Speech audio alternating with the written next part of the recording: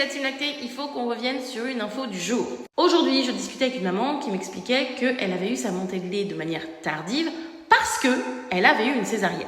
Sous-entendu, le fait d'avoir une césarienne fait qu'on va forcément avoir une montée de lait tardive. C'est faux. C'est faux, faux, faux, faux, faux. On peut tout à fait avoir une césarienne et que la montée de lait se passe de manière classique, normale, anthropologique, mettez le mot que vous voulez. Encore que je rappelle qu'une montée de lait tardive, ça arrive et c'est normal, d'accord ? Il n'y a pas commencé à se mettre la rate au courbouillon, détendez-vous.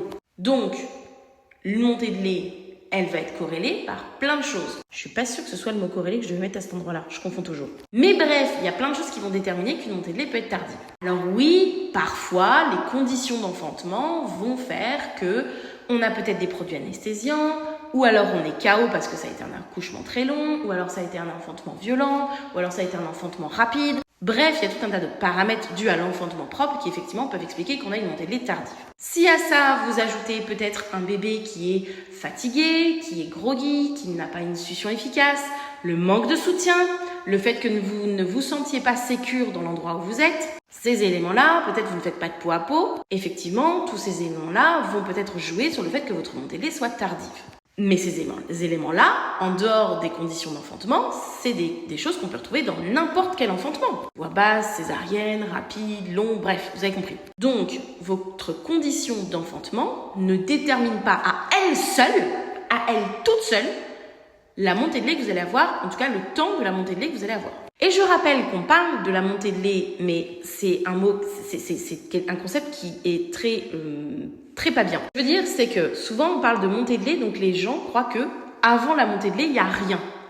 Or, on répète après moi. Le colostrum, c'est pas du caca. Le colostrum, c'est du lait. C'est du lait. C'est le premier lait. Donc, l'enfant a quelque chose à boire et à manger, hein, tout va bien. Voilà, quand on parle de montée de lait, c'est qu'on attend le lait de transition, la deuxième phase du lait. Je vous rappelle qu'il y en a 3. Donc, ça va. Il a quelque chose à manger, cet enfant. Tout va bien. Tout ça pour revenir sur le point que la façon dont vous enfantez, à elle seule, ne va pas définir le temps que le lait de transition va mettre à arriver.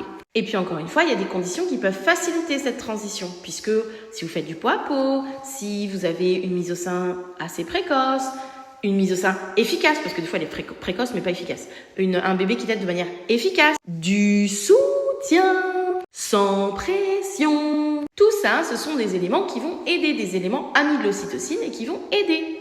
Donc je répète, la condition dans laquelle vous enfantez ne détermine pas le temps de transition entre le colostrum et le lait de transition, la fameuse montée de lait.